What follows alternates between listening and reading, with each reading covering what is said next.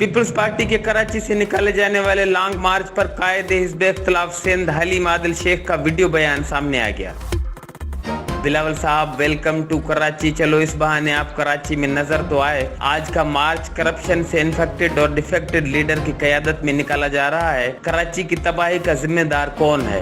बिलावल जरदारी से पूछना चाहते हैं कि बिलावल साहब अगले शहर पहुंचने से कबल कराची की आवाम को जवाब दें। 2009 में सिंध का बजट 150 अरब था, तब कराची के लिए 37 अरब रखे गए। इस वक्त सिंध का बजट 1400 अरब है, लेकिन कराची के लिए 37 अरब रखे गए। 13 अरब खर्च करने के बावजूद कराची के शहरियों को एक बूंद पानी क्यों नहीं मिला? कराची की आवाम को ये जवाब जरूर दें कि इस शहर को आपकी हुकूमत ने कचरा कुंडी क्यों बनाया। 14 सालों में हजारों बसों के ऐलानात के बावजूद 14 बसें तक नहीं दी गई। HRJDA न्यूज़ से अब तक के लिए बस इतना ही। मज़ीद खबरों और अपडेट्स के लिए विजिट करें हमारा YouTube चैनल HRJDA न्यूज़।